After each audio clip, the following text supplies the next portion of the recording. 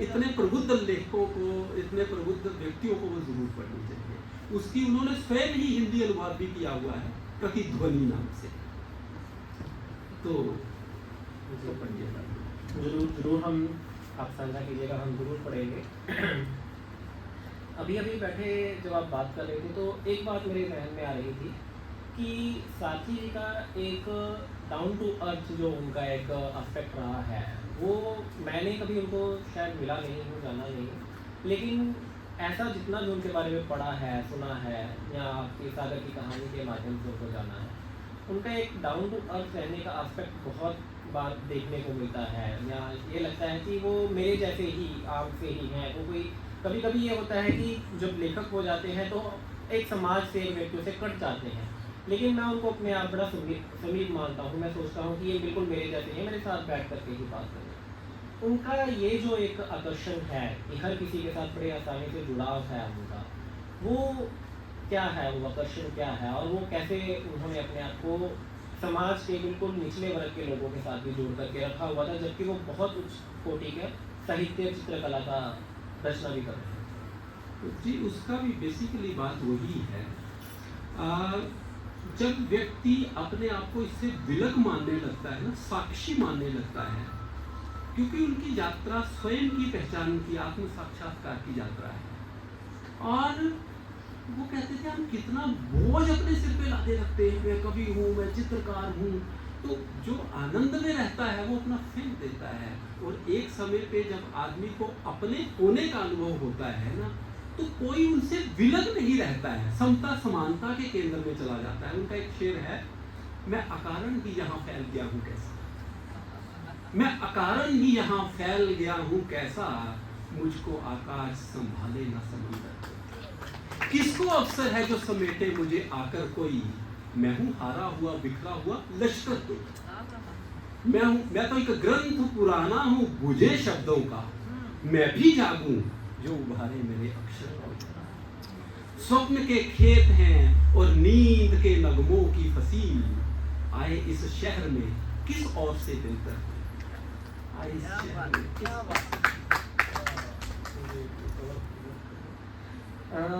इसी के साथ ही आप एक बार जिक्र कर रहे थे कि जम्मू में पहले साहित्यिक और संगीत की गोष्ठियाँ बहुत हुआ करती थी, और साथी जी भी ऐसी बहुत सारी गोष्ठियों का हिस्सा भी हुआ करते थे, और वो बहुत आयोजित भी करवाया करते थे। उन गोष्ठियों में किस प्रकार का माहौल रहता था, क्या गोष्ठियाँ होती थी, उनमें क्या चर्चा परिचर्चाएँ होती थी, वो क्या समय था, क्या किस प्रकार का था वो गोष्ठियों का? जिसने कुछ कहना होता है ना, उसके लिए हर स्थान गोष्ठी स्थान हो जाता है, गोष्ठी स्थान हो जाता है। मेरे मित्र सब जानते हैं, मैं तो वहां नहीं गया हूं, लेकिन इनके मुंह से सुना है कि प्रेम हजाम की दुकान थी, एक प्रेम टी स्टॉल थी, और कितने सारे टी स्टॉल्स थे जहाँ पे बैठ के गोष्ठियाँ हुआ करती थी। साहित्य कलात्मक रीजनल सर्च लैब के पास ही कोई टी स्टॉल हुआ करता था जहाँ पे सब लोग बैठा करते थे। हेमराज चिलैनवी जी की वर्कशॉप थी, है ना, वेयर हाउस में, वहाँ सब लोग जो बैठे हुए हैं, कैसा हेमराज चिलैनवी जी ने भी अपने अनुभवों में लिखा है वहाँ कौन कौन लोग आया करते थे, कैसे कैसे बैठते थे। प्यासा अर्जुन जी थे, वीरेंद्र केसर थे, जितेंद्र उधमपुरी जी, कहीं फत्तू चौहान में गोष्ठियाँ होती थी वहाँ बैठते थे। तो वो बहुत उन्होंने विस्तृत वर्णन किया हुआ है कौन कौन।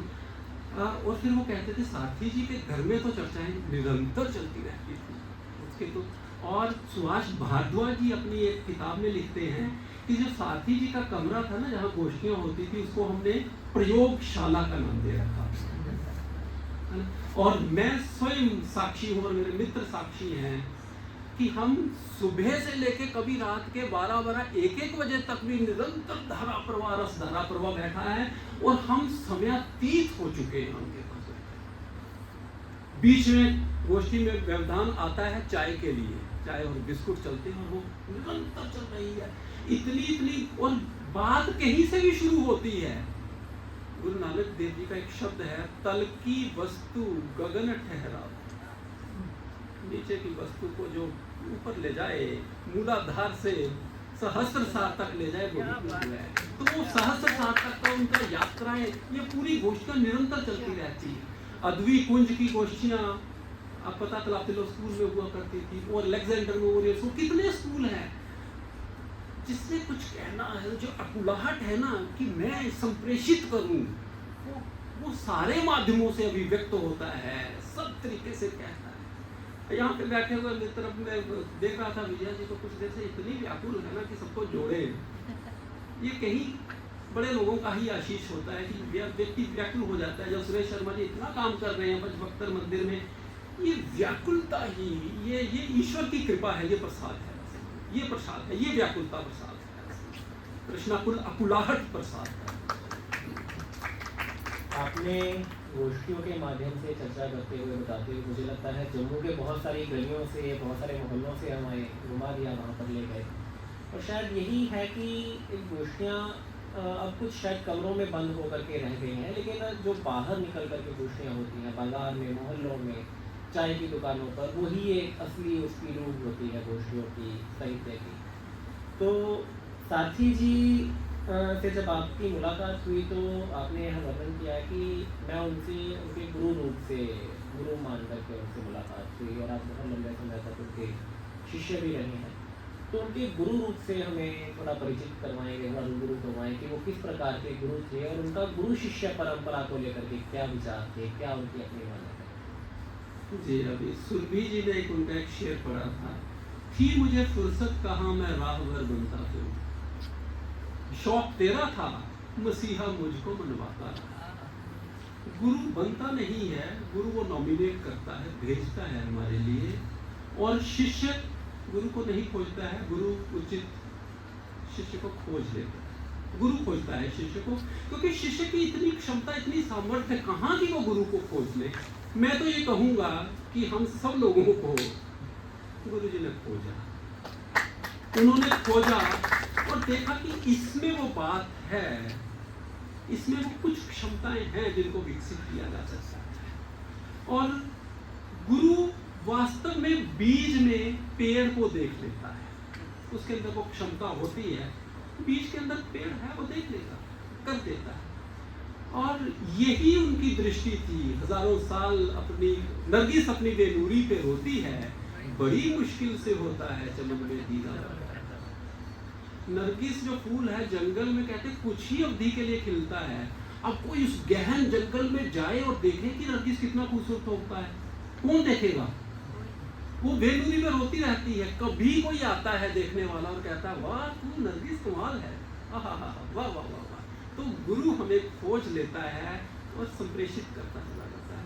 वो गुरु की उदाहरणें बड़े प्रकार को कहते थे, अरे भाई गुरु तो चिट्ठी डाकिया होता है, डाकिया होता डाकिया होता ਉਹਦਾ ਸੁਨੇਹਾ ਲਈਏ ਤੂੰ ਤੱਕ ਪਹੁੰਚਾਉਂਦਾ ਸੀ डाकिया। ਤੇ ਕਦੇ ਕਦੇ ਆਖਦੇ ਨੇ ਗੁਰੂ ਕੀ ਹੁੰਦਾ ਹੈ, ਭੰਗੀ ਹੁੰਦਾ ਹੈ। ਸਾਡੀ ਸੱਚੀ ਉਸ ਸਫਾਈ ਕਰਮਚਾਰੀ ਹੁੰਦਾ ਹੈ। और कहते हैं जिज्ञासा तुम में कितनी है, गुरु आ जाएगा तुम्हारे द्वार पे। तुम्हें खोजना नहीं है, तुम्हें अपनी जिज्ञासा को, तुम क्या करना चाहते हो ये निश्चित कर लो, गुरु आ जाएगा। और गुरु कोई भी हो सकता है, कोई पक्षी, कोई पेड़, कोई पौधा, कोई वैश्य, कुछ भी। मेरे भीतर जानने की कितनी इच्छा है, तो वो कोई ना कोई, किसी ना, वो कहते तो कोई ना कोई रूप लेके आ जाएगा। आप निश्चित करिए कि आपने क्या करना है।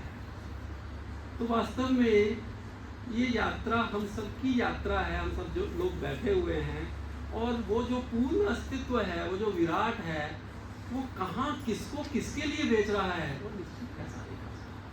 और हम आज यहाँ भी अपनी मर्जी से थोड़ी बैठे हैं, सारे के सारे लोग। इतने लंबे अरसे के बाद हम सारे लोग जो इधर कुछ लोग बैठे बड़े कट गए थे गोष्ठियों से।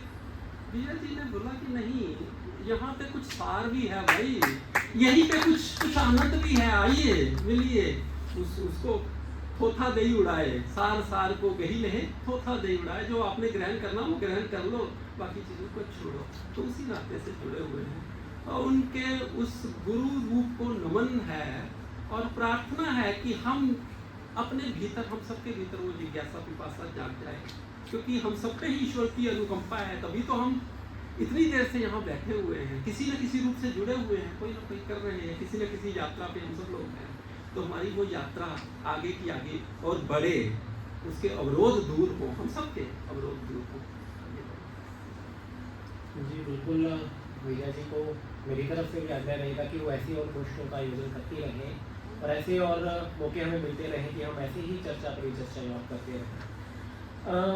आखिर में मैं ये जानना चाहूँगा कि साथी जी का ऐसा कौन सा संदेश है, ऐसी कौन सी बात है जो आगे आने वाली पीढ़ी के लिए या फिर आज के हमारे श्रोताओं दर्शकों के लिए आप अगर वो होते तो क्या एक ऐसी बात थी वो जो कहते, या ऐसा क्या उनका संदेश है जो आप देना चाहेंगे?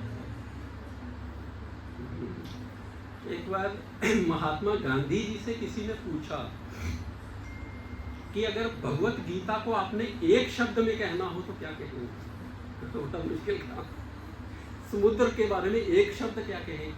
तो गांधी जी ने कहा बड़ा मुश्किल है, फिर भी अगर कहना होगा तो भगवत गीता अनासक्ति सिखाती है, अनासक्ति, नॉन अटैचमेंट। एक शब्द में यदि कहना हो, नॉन अटैचमेंट सिखाती है। मुझे लगता है अगर सारथी जी के बारे में एक शब्द कहना हो तो वो चिंतन दे देते हैं। चिंतक थे, चिंतन शब्द अपने आप में बहुत बड़ा है। वास्तव में हमारी ऊर्जा नाभि से जब भी नीचे जाती है वो चिंता होती है, और जब भी उसका ऊपर की ओर ऊर्ध्वगमन होता है वो चिंतन है। हम यहाँ सारे लोग बैठे हुए हैं ना, इस समय हम चिंतन की ऊर्जा से ओतप्रोत हो रहे हैं। हमारे मस्तिष्क में कहीं कुछ अच्छी बात आ रही है, कहीं कुछ अच्छा संदेशा आ रहा है, हम ऐसा करेंगे, कई संकल्प जग रहे हैं। वो कहा करते थे स्वस्थ कौन है, इसके बारे में एक तो आयुर्वेद कहते हैं, आयुर्वेद की अपनी भाषा की जो स्वयं में स्थित है, स्वस्थ शब्द ही अपने आप में ये कह रहा है जो स्वयं में स्थित है वो स्वस्थ है। बिल्कुल वही उसी बात को वो कहते थे। जिस व्यक्ति के भीतर निरंतर शुभ संकल्प आते रहते हैं वही स्वस्थ है। शिव संकल्प, शुभ संकल्प जिसके भीतर आते रहते हैं। हमारे आज की चर्चा अगर उनकी कृपा से हम सबके भीतर चिंतन जग जाए, भगवत गीता का एक श्लोक, किसी संत की, रमन महर्षि की एक कोटेशन, अरविंदो घोष की एक बात, योगानंदा जी की एक बात, सारथी जी का एक शेर, एक कथन हम भीतर उतारते चले जाएं और लेने वाले बन जाएं। जैसे 24 गुरु धारण किए थे ना दत्तात्रेय जी ने, वो गुरु का अर्थ ये है कि वो इतने चिंतनशील हो गए थे कि कोई भी चीज उन पर संदेशा दे रही है। ये माइक भी दे रहा है, मधुमक्खी भी दे रही है, सर्प भी दे रहा है। ऐसा चिंतन हम ले जाएं अपने साथ। वो बड़ी बात कहते थे, चिंतनशील बनो भाई, चिंतनशील। और एक बार आखिरी के दिनों में मुझसे बहुत बार मैंने जितनी डांट उनसे खाई हुई है, इधर बैठे सभागार में किसी ने नहीं खाई, और उस डांट में जितना प्रेम था वो कहीं नहीं। मैं छोटा सा एक एग्जांपल देता हूँ। एक बार माता जी कहने लगी कि मुझे मेरी दोस्त के घर में छोड़ा। मैंने नहीं, मैं गुरु जी के पास जा रहा हूँ, मैं गुरु जी के पास जा रहा हूँ। जैन बाजार बाबा लाल जी की गली, उनके घर के अंदर प्रवेश किया। साथी जी खाना खाने के वक्त टहल रहे हैं, दोपहर का समय, और मैंने ऐसे झुक के दंडवत उनको नमन किया। दंडवत में कहते ये नाटक बंद कर दो और उठो, ये क्या कर रहे थे? मैंने कहा जी प्रणाम कर रहा हूँ। ये क्या होता है, प्रणाम क्यों कर रहे थे? मैंने कहा जी आपके प्रति श्रद्धा है। तो उस माँ के प्रति कोई श्रद्धा नहीं है जो तुम्हें कह रहे थे आने के लिए? वो मन को इतना ज्यादा वो उनकी थी, और ऐसी फटकार लगाई, कहते आज के बाद मेरा द्वार बंद है तुम्हारे लिए। अगर तुम गुरु को सब में नहीं देख सकते हो तो ये नाटकबाजी ही है, और ये नाटकबाजी बंद कर दो, ये नाटकबाजी बंद कर दो। और मैं बड़ा सौभाग्यशाली हूँ कि मैंने उनकी डांट खाई है, और बहुत डांट खाई अपनी अकर्मण्यता के लिए। कह रहे थे मेरे पास समय नहीं है भाई, ज्यादा समय नहीं है, तुम मेहनत क्यों नहीं करते हो? और मैं जब मृत्यु के कगार पे होता हूँ, मेरे जैसे निरासक्त व्यक्ति के ध्यान में तुम क्यों बने रहते हो? जब बने रहते हो तो ध्यान करो।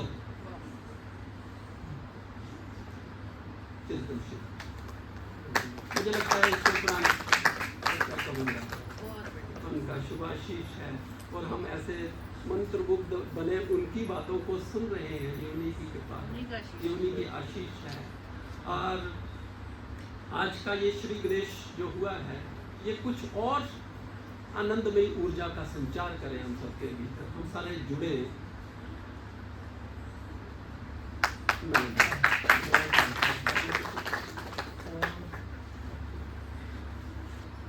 कहना तो वैसे ही मेरे पास अभी कुछ शब्द नहीं है कि मैं क्या कहूँ, लेकिन हाँ, हम सभी की तरफ से अगर आप उनकी कोई एक और रचना हमें सुनाएं या कोई उनका गीत, उनका एक धरती के गीत, उनके बहुत सारे आप गाते हैं कभी, मैं उनकी एक गज़ल भी सुना देता हूँ। मेरे को उसका एक मतला भूल रहा है, शायद मैं मक्ता बोलूँगा तो मतला याद आ जाएगा। सारथी अब जिस्म की कोई ज़रूरत हो न हो, सारथी अब जिस्म की कोई ज़रूरत हो न हो, आसमां की फिक्र थी अब आसमां हो। क्या इश्क मट्टी का है मुझ में, इसी का एक शेर है। इश्क मट्टी का है मुझ में, हादसा कुछ भी नहीं, तुम मिटाओगे यहाँ पैदा वहाँ हो। घर सफर में कश्तिए एहसास को खतरा हुआ, खुद हवा बाजू तो खुद ही बाजवा हो। आप सबका आभार।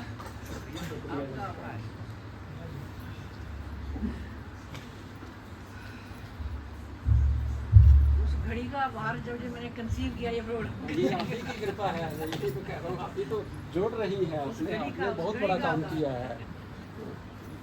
पहचानना बहुत बड़ी बात होती है, सचमुच मैं बिल्कुल साइकिल कोशिश तो हुआ था। बहुत बहुत बहुत बहुत बहुत धन्यवाद कपिल जी और विष्णु जी। इस चर्चा परिचर्चा को सुनने के बाद गुरुदेव सारथी जी की जो छवि हमारी आंखों के सामने हम महसूस कर पा रहे हैं, जो लोग उन्हें नहीं मिले या जिन्होंने उन्हें नहीं देखा, आपकी इस चर्चा परिचर्चा के माध्यम से हम उनसे रूबरू हुए हैं। बहुत बहुत धन्यवाद आपका। और उनके कई अनछुए पहलुओं को जानने का भी मौका मिला है इस बातचीत के बाद। अब मैं मुख्य अतिथि श्री सुरेश शर्मा जी को मंच पर आमंत्रित करती हूँ और कहती हूँ कि 2 शब्दों के साथ आज के इस कार्यक्रम की शोभा बढ़ाएं।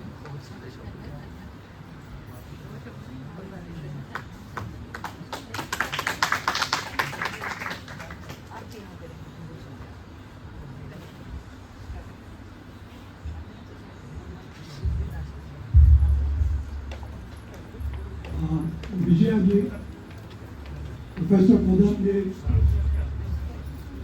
कपिल जी, गणमान्य सदस्य साहित्यकार जो यहाँ पे बैठे हुए हैं,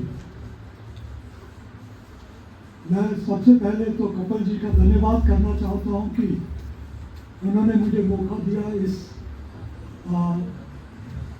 सभा में आने का और सुनने का। इसके साथ थोड़ी शिकायत भी है, इनको मैंने कहा था कि मैं मुख्य अतिथि वगैरह नहीं आऊँगा, ऐसे आऊँगा सुनने के लिए। तो मुझे धन्यवाद है इनका कि इन्होंने मुझे मौका दिया यहाँ आने का और इतनी अच्छी बातें सुनने का। यहाँ सारथी जी का जानने का सवाल है, मुझे सौभाग्य मिला है अपनी तरह से उनको मिलने का, देखने का।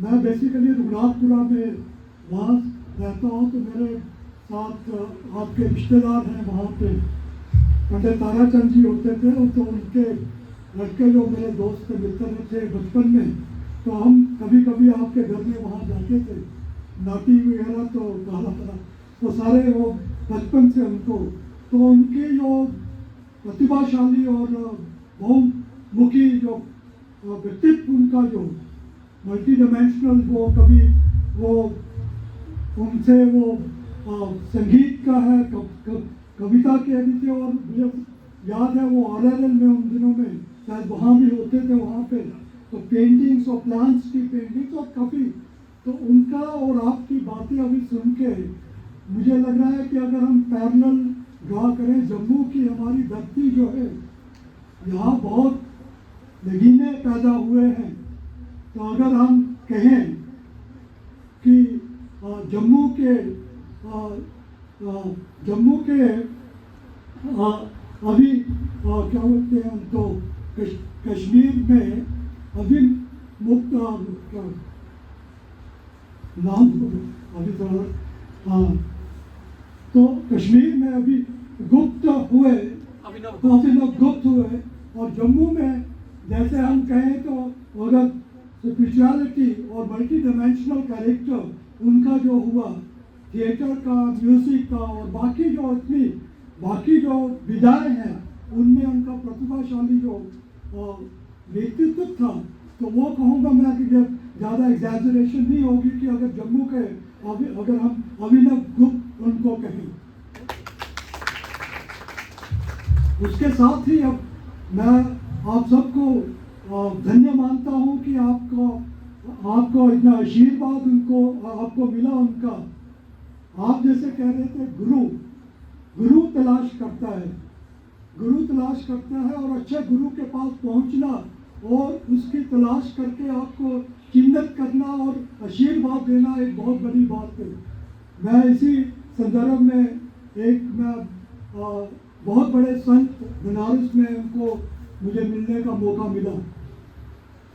उनको बनारस में उनको द्वितीय विश्वनाथ भी कहते हैं, काफ़ी बुजुर्ग हैं, 107 साल की उम्र है उनकी।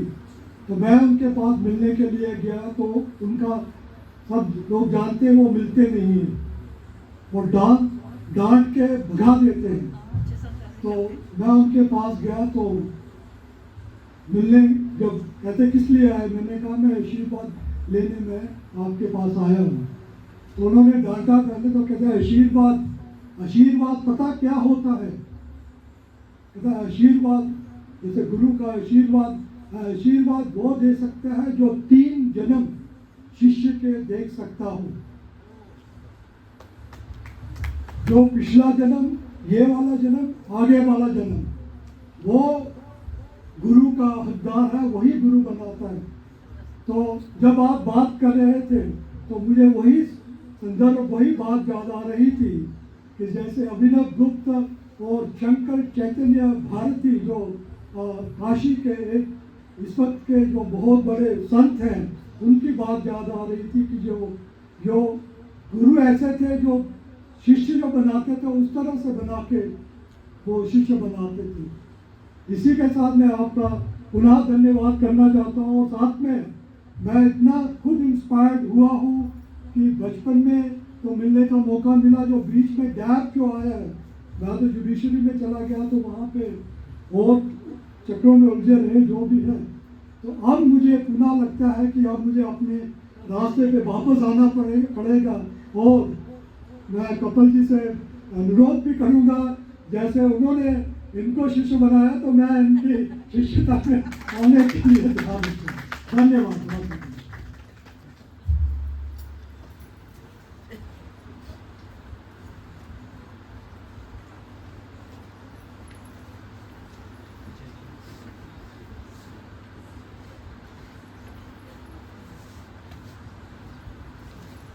जयदीप लास्ट में हम जयदीप जी से भजन सुनेंगे और फिर सुनाएंगे।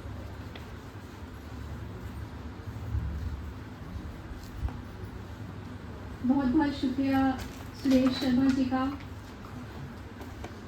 और अभी मैं मंच पर आमंत्रित करती हूँ एक बार फिर से श्री